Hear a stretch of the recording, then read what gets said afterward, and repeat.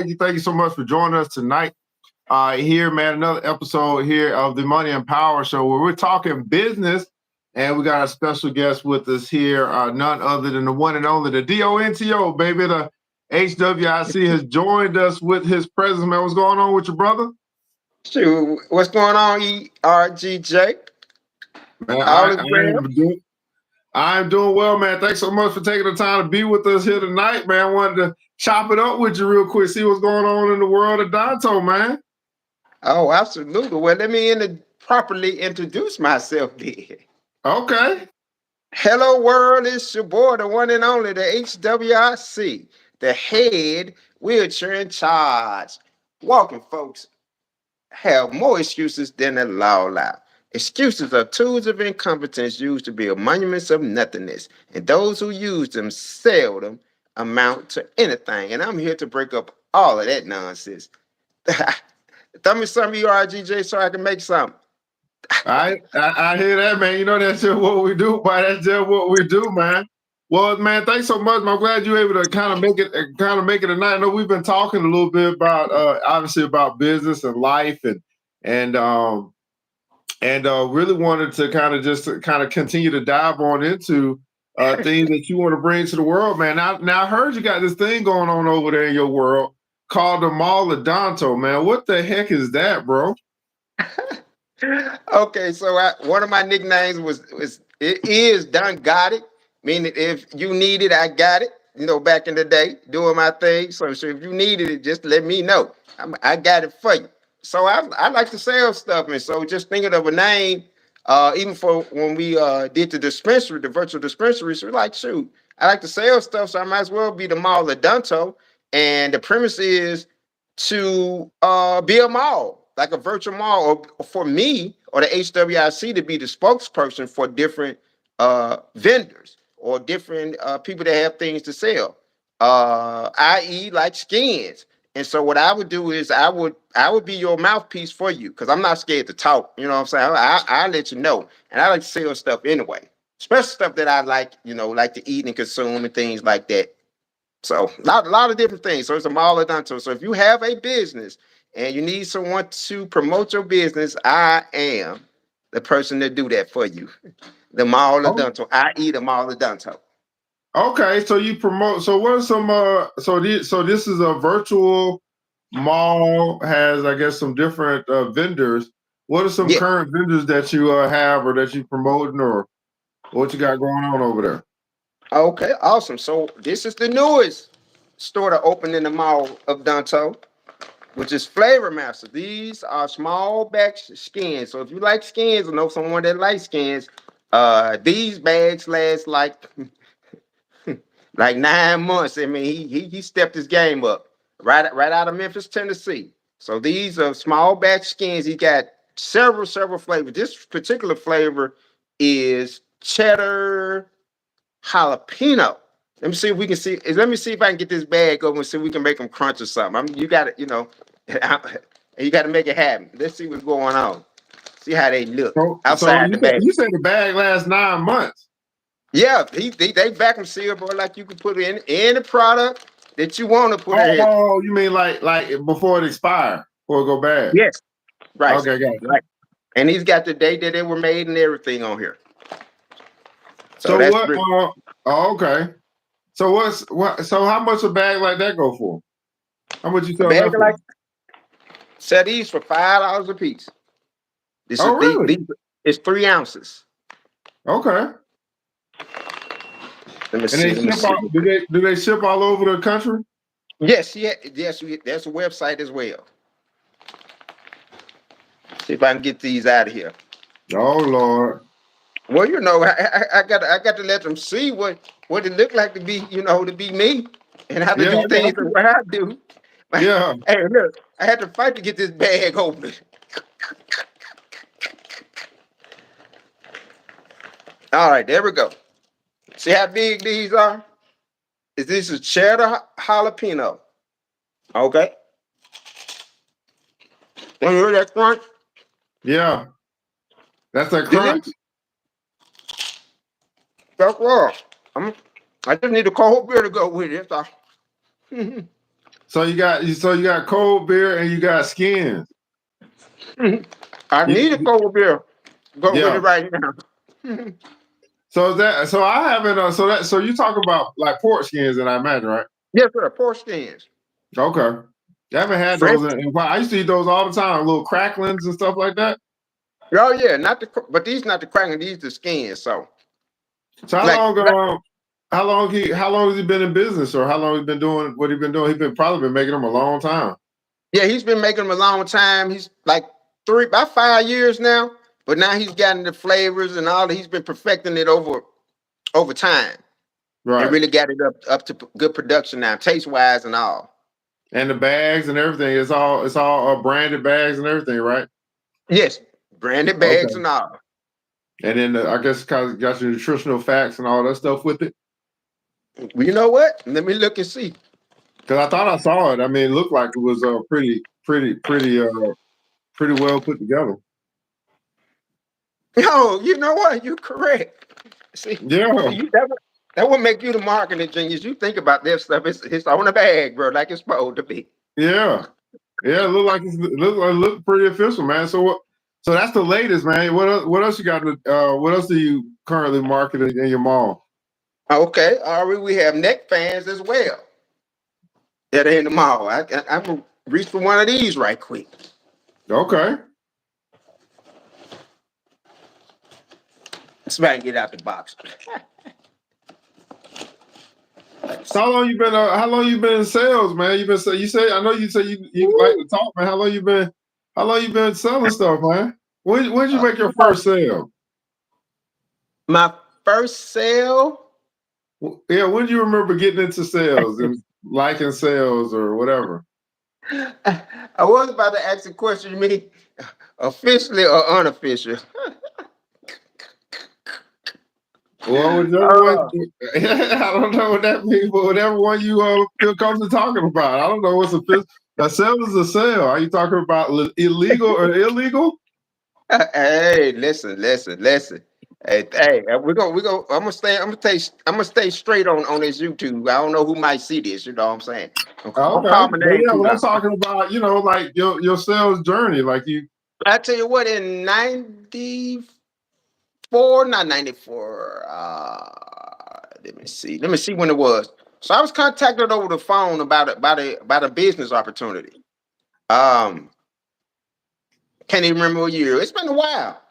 It's been since '94. We just say since '94. Okay. And so yeah, that was health and wellness products, vitamins, energy products. Actually, this place had a whole lot of different stuff to sell. So that's what Man, I. That's why still I've been. something. 1 second.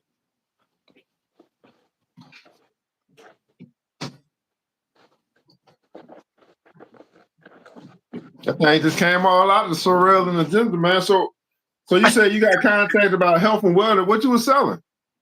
Sure, vitamins and health, vitamins, cosmetics, skincare, Was you that like name it. Amway or something? Yeah, it was Amway. Matter of fact, actually, it was Quick Start when I signed up, but that was still Amway, and then they went back to the Amway brand afterwards. Quick Start was almost like supposed to be like the online version of it. Okay. They only did that for about 3 years, but it was Amway. And how did that go for you? Oh, it did well. I did fairly well. I did a lot of traveling, going to functions and things like that. And I think I probably hit like platinum. That's like $1,000 worth of volume for a month. What do you think what you really learn from that first experience? Did you find out was something that you liked, or you just was good at it, or you just what would you say about your experience with your first opportunity to get into sales? Uh, the opportunity. What I saw was an opportunity, or okay, there are people that are making that type of money, real good money. 6 figures, 7 figures, and so shoot. I was like, well, show me how to do that. And so that's what intrigued me about it the most. Yeah, Oh, that was it. well, no, I'm saying that's what intrigued you. That's what you got you interested. I'm saying, what did you really learn from it? Like, what was Okay. some of your like if you get into something that you haven't done before, you do it. I don't know how long you did it, but if it was a starter, you saying, "Hey, I kind of like this sales thing, and people make money over here," then there were probably some takeaways from it, or some lessons, or some learning Right. experiences that you got from it. I think one of the biggest things is for me was way back. This is like in the 11th grade, right? No, 10th grade. We did a presentation for photosynthesis. I don't know if y'all had to do that. And so when I get ready to do my presentation, so I end up falling in front of the class. So I said, "Sure, I ain't gonna never talk in front of no other folks at all." And so over the years, what I found out is to be able to, what I learned is to push myself beyond what I thought I was capable of. So that's what I said. That's the biggest thing I learned. To get away Okay. from, yeah.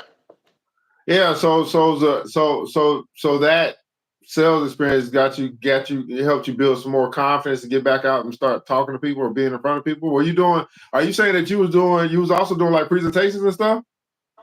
Yes. Oh, okay. How was that? It was good. I mean, like the first one I had to do because the person that normally did them normally wasn't there. And so yeah, I used to go out and meet people at different restaurants or whatever, to sit down and show them the opportunity. So that was interesting, getting in front of people. Um, and then you never know who you're gonna affect. Cause I have a fraternity brother. He's up in DC now, and then he said, "You don't remember me, do you?" It's like, you remember the guy I met in the mall that was telling me I can get out, make all this money and stuff. He said, "Man, I'm just trying to just make a bill, pay a bill, just make it in life." He was, probably 20 years younger than me. But I know him Hmm. now as a very good fraternity brother. He's like, "You don't remember that, do you?" I was like, "I remember the event, what happened, but I just don't really remember that it was you." You know what I'm saying? I can see that person, but that was wild. That's what I'm saying. When you out here doing sales and feeling need for people that they need, I think that's a beautiful thing. Whatever that is, credit, skins, neck fans. If I can get this thing out the box, look. If I'd have been thinking, I had it already around my neck, which somebody had to do that for me. So these were the neck fans, three Okay. speed neck fans, portable neck fans. So these are some of the things that are also in the mall of Donto. Okay. So this was your Quick Start was your first sales, and it was network marketing, man. So Yes, what did you so this is interesting. So you have some network marketing experience. yes. What was the next network marketing thing that you tried after you did your Quick Start? What was next for you in this line of network marketing experience? Okay. Let me think. Let me think. Let me think. I want to say it was the company with the detox juice. That's what I want to say. Yeah, that's what I would say. It was Tava.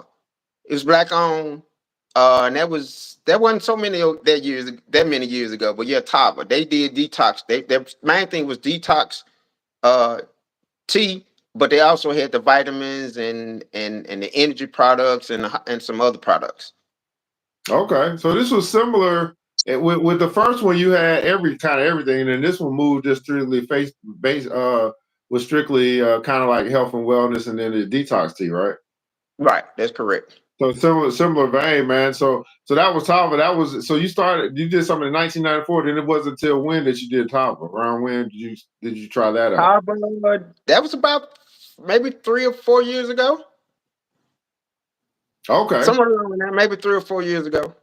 okay. So what was so you got Tava. Then what you tried after that? I want to say it was it works.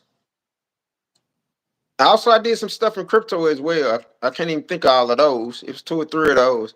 Heck, you and I did some. So after we met on Okay, social media, well, that okay. Omni, we did Tesla Water. There was an alkaline water company. We did. I want to say that was like the main two. Big Connect. Oh, that one. Yeah, Oh, we okay. did. So Yeah, we did so Big so Connect too. so you tried some. So you try you was so in other words you get dipped into it in 1994 or something like that, and then you kind Right. of 20 years later, maybe roughly or so, got into some new stuff. But you've been trying to quite a few things since the pandemic. Then, Right. Absolutely. okay, why do you think that is? Is that just because like it becomes more popular when people can't go to work and everybody working from home? It's becoming more, like more acceptable that people can actually make money from remote things or from their phone or these are just different opportunities. You just been Right. you've been trying a lot of different things. It was easier. I think it was easier for me because I have a full-time job for like 10, from 94 to 2004. So going to work, and then I also worked at H&R Block. So I worked there for like 3 years. So that was more like being an entrepreneur though, working for H&R Block. That wasn't really like a 9 to 5. And then of course Right. it's seasonal. Why do you say that's more like being an entrepreneur? because you because if you're gonna get customers there, either they was you walk through the door, but they had like a training program too, where they wanted you to be able to get your own customers per se, other Uh-huh. than just the people. So in other words, you still had to promote yourself that you worked at H&R Block, so you can get folks to come in and you can do their tax returns. So That you're was doing tax part of it. returns? Yes, I was a You tax so you preparer. so you're a licensed tax you were a licensed tax preparer? I was. Where did I don't think I remember you ever saying nothing about this. See, Well, I mean, you be holding back, man. You be having all these good little. I guess some things just come to your mind when they come to your mind. I ain't never heard you say. So you was a tax preparer at H&R Block, yes, and you wouldn't got your tax license or whatever certificate or whatever you got to do right. that, and then you did all of that. I think it's called a P10 number, if I ain't mistaken. Well, so yeah, you did all of that. Yeah. Now, how was it when you was a tax preparer? Was this before or after the wheelchair? Oh, I was doing the wheelchair. I've been in the wheelchair since I was 18, my first year in college. So I got diagnosed with muscular dystrophy back in the 8th grade. So really around the 7th grade, just walking and falling. Man, cousins, man, young people, y'all brutal. So we be walking in the mall, right? Uh huh. And my legs just give out. It's just like I'm dropping it like a hot or something. I'm just saying. They just walk off and leave. Then I have to give myself back up so I get up. Back then, I could probably pretty much get back up on my own. But guess what? If you fall with your cousins and y'all walking in the mall, they gonna keep walking, bro. I'm telling you. They be Hold on, was they used to you falling or something? They like, oh, he fast out, so he always falling. He always tripping over himself. That what it yeah. was? So this was so all right, hold on. So this no, I'm assuming, and I don't think it's right to assume. So this is back before wheelchair. So you were already starting to have some type of your own Yes, walk or your own way of moving, and it wasn't normal or whatever normal is. that is correct. So over Was time, you it got a walking little with bit. a cane or no? No cane. Okay. So what happened was, so with muscular dystrophy, it makes your muscles draw up, which that's atrophy. So over time, my back was kind of swayed, and one side was this way. You was like, what's wrong with that dude? You see me coming. Okay. I'm And just this is saying. like, so this is not, we're not talking about like, does this include or involve like multiple sclerosis and stuff or no? It's not. Not MS. I had MD. So Okay. Okay. But it's still a it's a some type of muscular deterioration or something like that. it's a neuromuscular disease. Okay. Got you. So neuro meaning your nerves and stuff too, right? Right.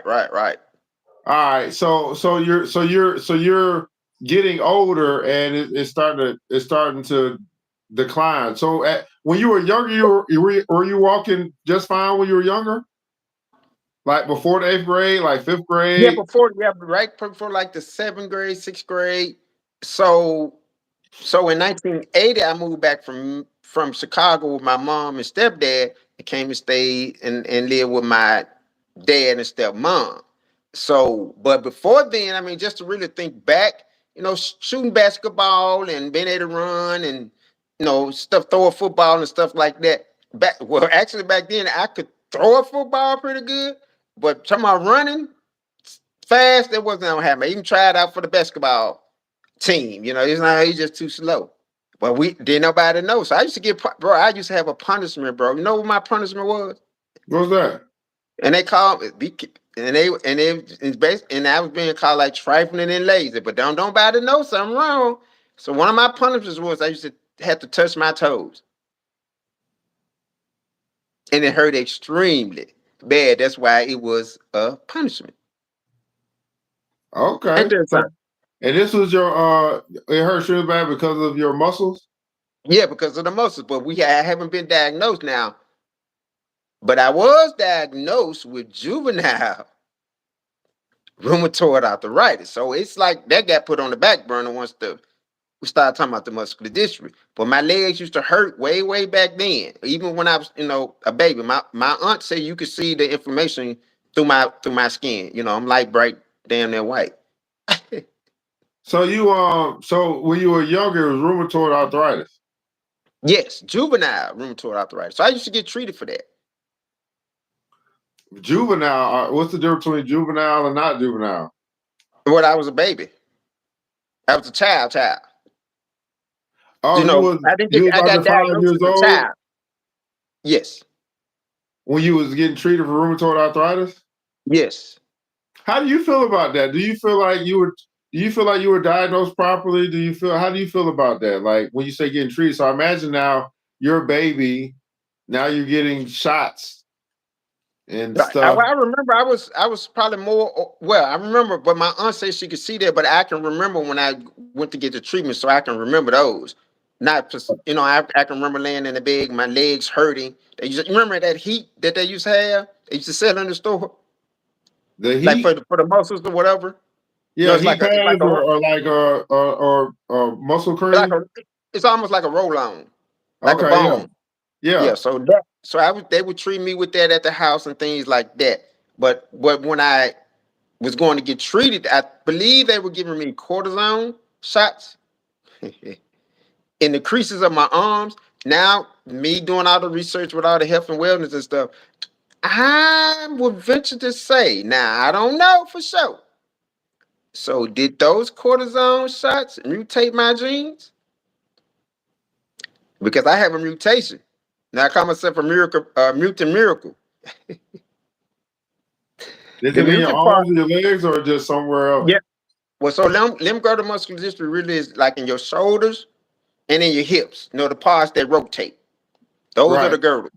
But And were you so, already, I'm saying, I guess, were you already having challenges well, I guess I'm not really trying to ask how you felt at the time. I guess I'm asking now that you're looking back, yes. how do you feel about your diagnosis and how you were treated? And I guess a better question would be asked, like if you know, hypothetically, if you were to have a child and your child has the same if your child went through similar things that you experienced, or rheumatoid arthritis and then muscular dystrophy, how would you go about it as a parent now, having gone through it? What would be some of the things that that you went through or that you learned that you'd be like, do you feel like everything was on the up and up? Do you feel that okay, we're now 50 years removed, we have more knowledge, we can they're treating that stuff properly now? Are they still doing the same things they were doing 50 years ago, or what I'm saying, to Right. kids who who may be diagnosed with some of the things that you were diagnosed with? How do you really feel about the medical industry and your condition? um. Well, normally when I go back to the muscular dystrophy association, I just run and go back every 5 years so I can get me a new wheelchair. And so they always say the same thing. Well, nothing's changed, but they're doing research. So it's probably some, bro. Well, I feel like if the dollars were there, I think we might find a solution quick. I mean, the dollars. If I had the dollars, say, look, I want to. This is what I want to get done. Can y'all help me? I'm just saying, look at them billionaires. Them dudes is old, bro. They doing something to stay here. But where I really feel about it, I came up with this idea. This is my theory. So I'm gonna ask the question. So is it possible when they were giving me the cortisone shots for juvenile rheumatoid arthritis, did it help mutate my genes? Meaning that the muscular dystrophy, this how it is. This how best way I can describe it. So there's in my genes, my muscles do not absorb protein. You get that? So that's part of Okay, your don't muscles, absorb right? protein. Okay. So so did those cortisone shots maybe mutated them genes? I mean, it's a steroid. I'm just saying. So that's how Well, I've been. but I don't think that I don't think that we should assume that people know what you're talking about, right? So you're saying cortisone is a steroid, Yes, and so when you look back over your life, and that was something that you were given for rheumatoid arthritis when you were when you were adolescent, when you was baby to whatever age, whatever that is, right, right, right? right. And then are you suggesting that quite possibly the treatment that you were given for rheumatoid arthritis helped to decline, may have helped improve some areas with that condition, but it may have over time had a more negative effect leading to muscular dystrophy. Is that what you're saying? That's my theory. It popped in my Okay. head. I don't know. So long, whenever it popped in my head, I was like, I wonder. It's come from doing all the research on different stuff, for diabetes, whatever. Oh, When you it got comes to me, diabetes too? yeah, type 2 diabetes. So let me Got ask fat in the about, wheelchair. so do you feel like, so have you looked into, all right, with rheumatoid arthritis, is that a normal leading cause into left girdle muscular dystrophy? Nah, I never researched it like that. But I don't think so. What I are don't some think so. other reasons why kids might get cortisone shots? Oh Lord, I have to research that, brother. If because you're talking about from a baby, right? You're talking about coming out But the I'm saying, womb. well, I can't specifically say that. I can say probably maybe 6, 7, or 8, somewhere along in that I can remember.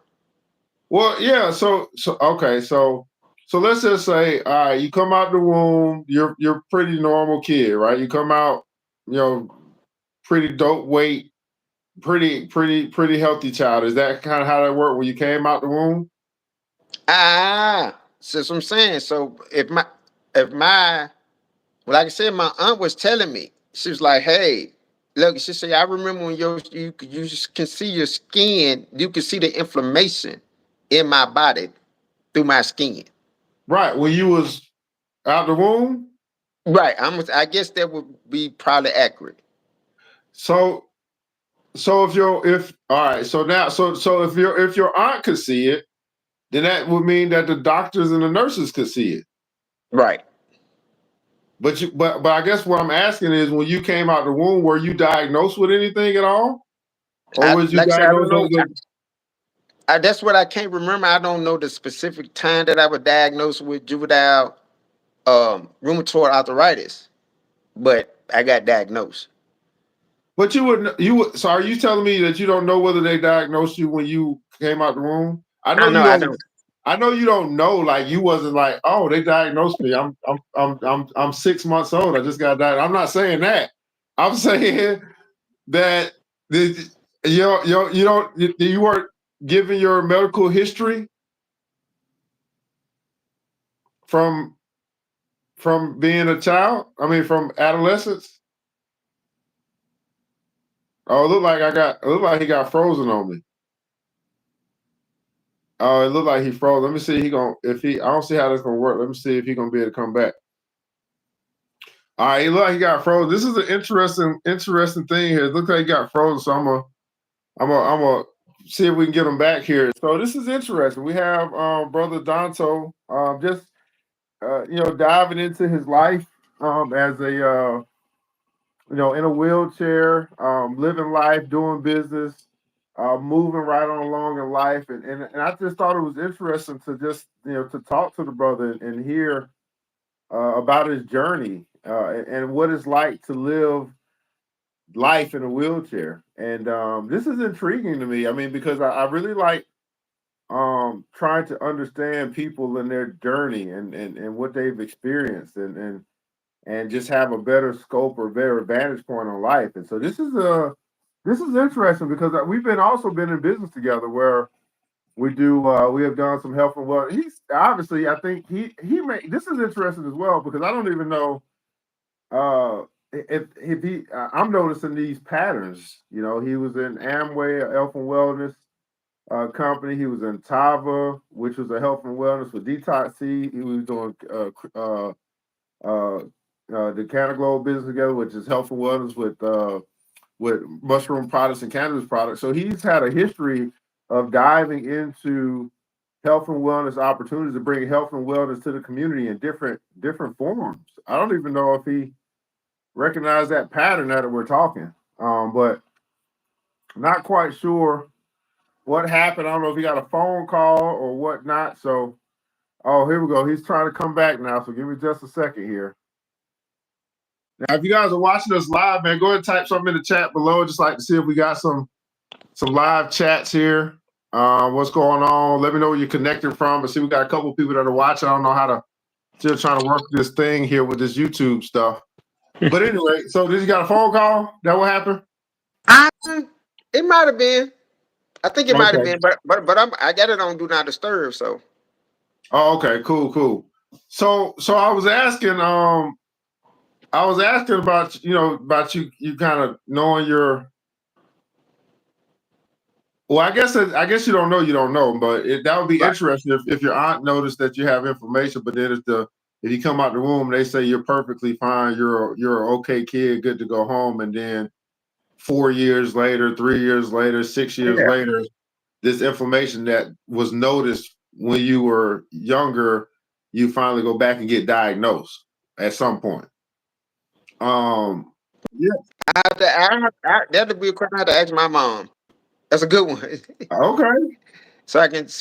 Yeah, that's who we can ask. Well, yeah, no, yeah. I mean, I'm pretty sure your mom would know, and your dad probably knows as well. I would imagine if they were probably there to see you come out the womb, and they got the doctor's report and all that good stuff. Right. But that would definitely be, I don't know, could be of interest to note. But at any rate, you were, rheumatoid arthritis, younger, and then it sounds like you were starting to notice the decline of the use of some functions. Between you talk about between your shoulders and your hips, all that stuff going on. But it didn't get prevalent like that to like maybe like I said the 7th or the 8th grade.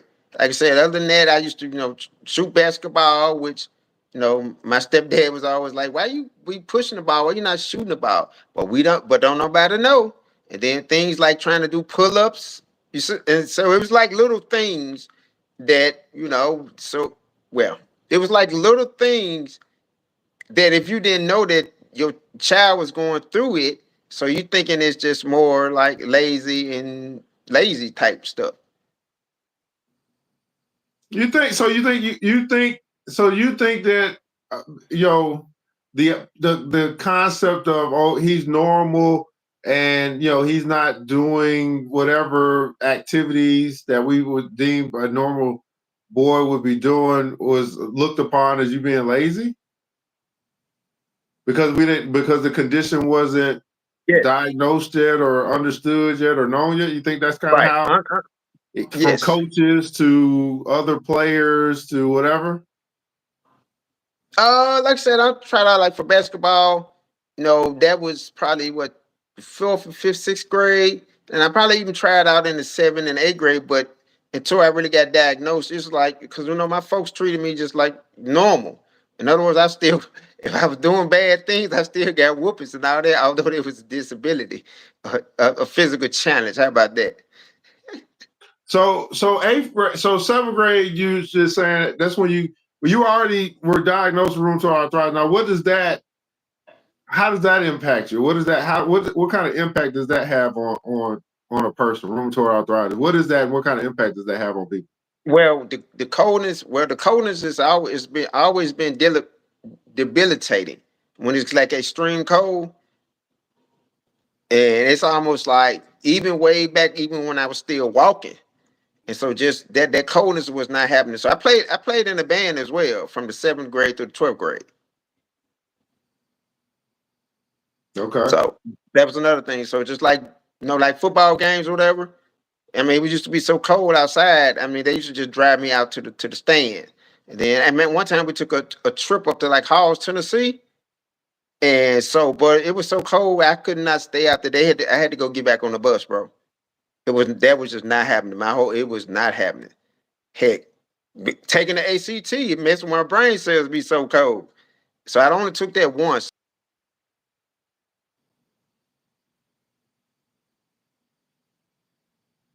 It must be. I don't know whether it's probably like a. Oh, we trying to blink out again. There you go. Okay, so sitting at the house trying to put on the sock, right? And I'm still able-bodied. I can still do stuff. In the 7th, 8th grade. That not being able to do stuff for myself, that was much, much later. So I'm still doing things, put my sock on, getting ready to go play, for the commitment, for the band, for graduation. Shoot, bent over to put my sock on, and a pain hit me in my chest, knocked me back on the bed. That was that painful. But I still put my sock on, and I ain't tell my folks anything about it. So I went and played my horn. I played tenor saxophone. And so when it was over with, I was leaning over the stand, but my chest was hurt. So they ended up taking me to the emergency room, and they did an X-ray. It's like, oh, your lung is collapsed. That's like, what? That was a wild scene there. As in when they actually put that chest tube in. So I didn't know, but I played my horn with a collapsed lung. I don't know they were gonna give me a nickname Superman, but I think that's a Superman feat right there. So collapsed lung meaning so you have two lungs, right? And one Right. of them is not getting the necessary, not pumping air. Is that what that is? Correct. What happened I think when I leaned over, it punctured my lung on the left side, if I'm mistaken. When you leaned over to pick up to put your sock on? Yes, it did. Wow. Just leaning Sitting on over? it, just leaning over, brother. I even had that little funny feeling sometimes. I was like lean over like that. I'm like, oh shit, I don't want to do that. So yeah, Why like is, leaning is over. that because your muscles are pulling your bones different way than what a normal? I would say so. That's what I'm thinking. Since you mentioned it, that's about what happened. Just leaning over and the bones, they moving because the muscles ain't they're tighter. So that's what it is. It's the atrophy. So muscles are extremely tight. So when we say muscles are extremely tight, uh, it's not all your muscles, or it is all your muscles. It's just certain muscles, certain areas. Is that correct? For the most, so over time, more things atrophy. So limb girdle is what I can't do these days. I cannot put my hands over the top of my head. So I have a range of motion problem situation. Uh huh. So like if I like say, especially if you didn't know, I'm like, hey, hand me that. So you thinking I'm reaching out to hand it to you, and I'm like, literally, hand me that. You got to put it in my hand, Yeah. something like that. So that's how that is. And then also in the hips as well, they're tight, so the rest of the muscles kind of atrophy. So Strength. so is there ways to? I mean, obviously, is there ways to strengthen the muscle? I mean, or just not really? So when you say your range of motion, like so, Right. obviously you say I can't lift my head over my head, right? So this shoulder motion is limited. Is that correct? Or the whole That's correct. right? That's So correct. and so when you do try to lift, does it hurt or it just doesn't go up? It just no strength there. There's no strength there. So your I arm mean, your I arm could, feels heavy. yeah, it didn't really feel heavy. I wouldn't mention it like that. But over the years, it's no, I can't. So like right now, I mean, it ain't no strength. It's not the fact that it hurts, but if you stretch me out, it's gonna hurt. If you actually took my arm, and actually try to raise it over my head because of all the years, it's gonna have a pain to it for sure. Oh, okay, yeah, it's because they those muscles haven't moved in that way in a long in that whatever amount of time it is. So now they just Right. really are almost unuseful. Is there some way? Is there exercises or things that you could do that could help strengthen those muscles? I don't really think they're going to strengthen, but the flexibility is where we would want to be. The strength is. I worked on that when I get ready to drive. I was calling myself going to try to work out and get strong, but this was with regular driving equipment, so I tried all of that. But that was, it's like there's no strength. But but but that's just happened over time. So so did you notice over time where you could reach you could at one Yeah. time pull your head up over, but then it just like that, then you just couldn't get it up, and then you just is Right. that kind of how that over time And it just kept right, getting weaker and weaker, right. We can work in so many years in the wheelchair as well. meaning spent so much time sedentary that that's what your body's used to doing using. Yes. Yes. In other words, if you don't use it, you lose it. So over. Well, yeah, I get that, but I'm just saying, like, if you were being in the wheelchair, you still imagine, and I don't know, but in the beginning, you kind of had range of motion, and then you don't. But are you saying Right, that right. because, huh? Well, over time, like my first year in college. So I've been in church, and like I said, since my first year in college. So my first year in college, I was able to get in and out the bed. I was I was able to get in and out the shower and shower myself. I was able to get in and off the toilet and wipe myself. And I was able to dress, shine a tie, wearing a suit, put my shoes on. I was able to do all of that. But over time, the disease just got a little worse and a little worse and a little worse. So I had physical therapy out like last year. So they stretched me pretty good, which it feels good. But all this stuff is like tight, tight, tight for real. So, do you Um, think that this something that do you think this is something that they don't really catch at birth, and you just kind of grew into? You don't think yes. this is something that I'm gonna ask what you think. Do you think this is something that you didn't just catch this, right? No. You know what I'm saying? I'm saying you don't just catch it. So you think No. it's been a part of your life your whole life? I would say yes, and it just got a little worse because it's progressed. Okay. This is interesting. It looked like you got froze a little bit. You had another call come in? No, I'm just me, bro. I be sitting still all the time. I ain't froze. No, you were frozen. You were frozen on the camera, I think, because I Oh, can see okay. you laughing and stuff. Okay. Well, Okay. yeah, man. We just, again, I think it's interesting. Because this is, I think, you know what I think, also, I think that, especially sometimes when you talk, because you've been dealing with it for your whole life, you're cool with it. You understand. You have a grasp of it. You've been living it, right? Yes. But to get other people to have a greater understanding or a greater appreciation for the life that that you have lived, it describing some of these things helps someone to try to even picture themselves being in your shoes. You know what I mean? Right, right. So one Yeah. of them, I was just saying, one of the misconceptions that's funny to me is for what people that actually know me, that some people tend to think that I'm in a wheelchair. Can you believe that? Until I start talking about stuff that they don't know nothing about. Yeah, because yeah. So if you are disabled in some way, some type of physical challenge, and you're seen as different, then the ignorant people. Because if I'm just sitting, if I'm just sitting chilling like this, you might not know. You know what I'm saying? Might not know what. You just so I know that I'm saying like when folks are in wheelchairs, a lot of people have a lot of misconceptions about it.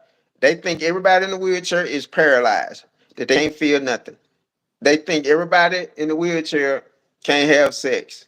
They think everybody in a wheelchair can't think for themselves. They think everybody in a wheelchair is helpless, or they get this extra sympathy and stuff like that. Uh-huh. And you take advantage of that from time to time. Absolutely.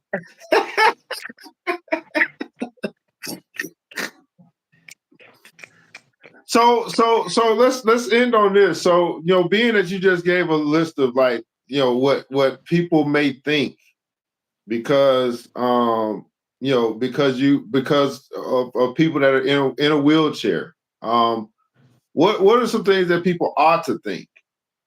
What are instead of having misconceptions, what are perceptions that you like for people to consider when they see not only someone in a wheelchair, but just someone that might be, have some type of physical challenges or disability of some sort? Well, before they have the misconception, it's like just I would think with any type of relationship or how you perceive things, you should ask questions and stop assuming so much. Just ask the question, and that will alleviate a lot of that. Stop assuming so much. So, Like, so, so tell me a little bit about this, right? So, I know we talk about walking folk, and you normally it's about excuses, but now we got assumptions. What's your take on the way that we not only just with just in life period, all the assumptions that people make of other people that they don't know. Willie, brother Kabiru said this. He said that um people fear what they don't know, and they don't know and we don't know because we don't talk or communicate. What's your thoughts on this land? I call it I call it assumption land. We live in an assumption, our own minds. We believe what our own right. minds tell us, but it's not it's not true until we can confirm the truth. So ask that again. What are your thoughts? You said stop assuming so much. So expound on that a Right. little bit.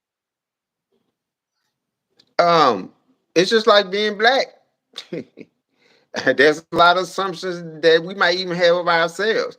Also, with other folks that are challenged, mentally or physically. I mean, when something is different, there seems to be assumptions that are made instead of actually finding out what's really really going on. And it could be how they were raised. They just don't have an open mind about things. I just believe I like to ask a lot of questions, form, family, occupation, recreation, message. So about that, I go through all those questions. I can pretty much sum up, okay, who I can pretty much sum up who I'm dealing with. All right.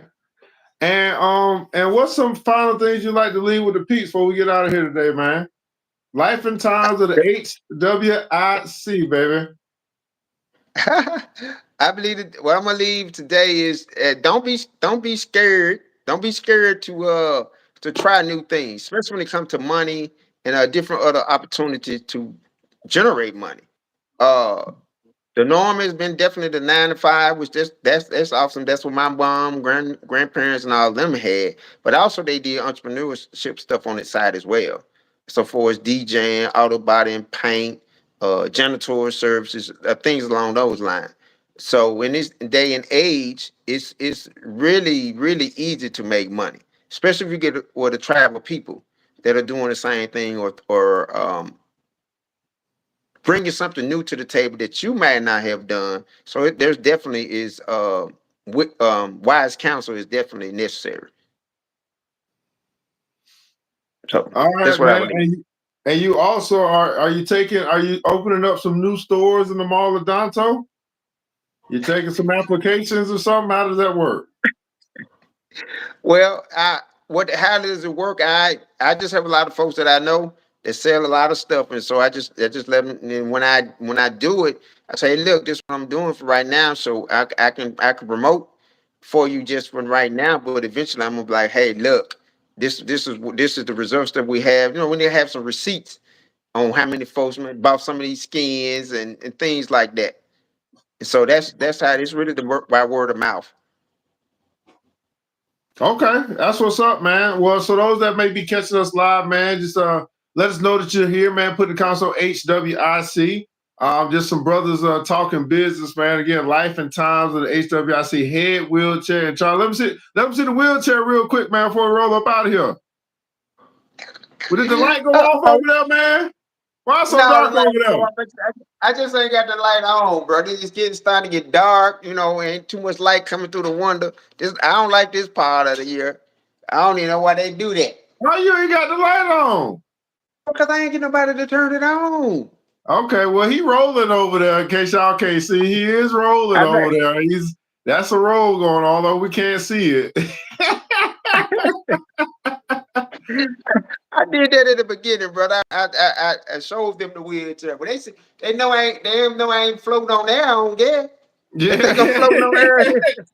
Hey, you absolutely could be, man. Well, hey, guys, I want to say, hey, man, that's what we got for you here today, man. Our brother here joined us, special guest, the DONTO out of Memphis, Tennessee, the HWIC. We want to say thanks so much for tuning in, and you guys have a wonderful night, and I pray to God he allows me to get real soon. We're out. Adios, amigos.